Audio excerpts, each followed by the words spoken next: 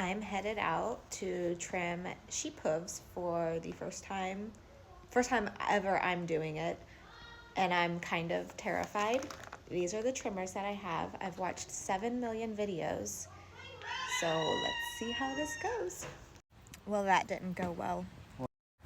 I've actually also never had to catch my sheep and flip them over on their bottom before, so that was another first for us.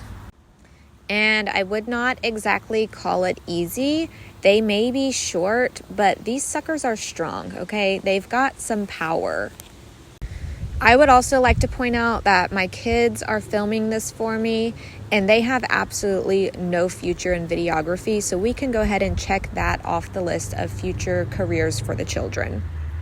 Just going to continue chasing the sheep back and forth across the barn while I get up the courage to actually grab one and flip her. It's coming soon, I promise. I get her right here while the kids video their shoes.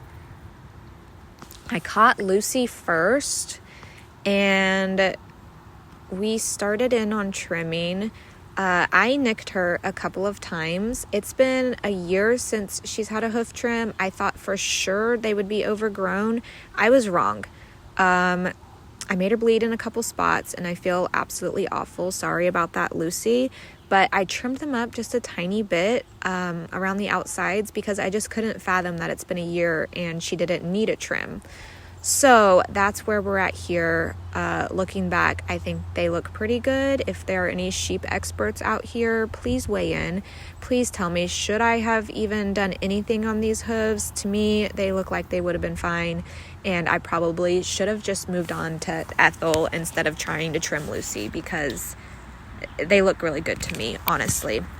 After all the videos I've seen of the overgrown hooves, these just don't seem overgrown, and hindsight is 2020, and I should have just left them alone, I think. But I would like verification on that, so somebody please weigh in if you have hoof experience. All right, we're about to wrap up Lucy and move on to Ethel.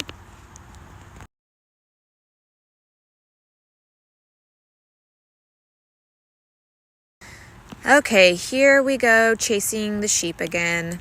This didn't take nearly as long because I was a little more confident in what I was doing. Now, Ethel's a big girl. She's the white sheep. We'll just leave it at that. She is a big girl. She's got a lot of power. She's also our friendliest sheep, though, so it wasn't nearly as intimidating. However, I did have a heck of a time getting her onto her bottom. That was no easy job. She is pretty powerful. Oh, good. My kids are filming their fingers here. Okay, so I flipped her over, and I really just wanted to get a video of her hooves so I could get another opinion. Looking back, I feel like I could have trimmed her up a little bit. I did cut off a couple of, jagged spots, right there. I'm going to cut that off. I did not make Ethel bleed because I literally barely trimmed anything on Ethel. If you are a sheep hoof expert, please weigh in. Should I go back and go ahead and trim Ethel, or should we leave her be for a while? They don't look awful to me, but they do look worse than Lucy's. I'm just not sure. I didn't want to make her bleed. I didn't want to trim too much. I don't want to cause issues, but I also don't want to not trim them and have that lead to some sort of hoof lameness issue.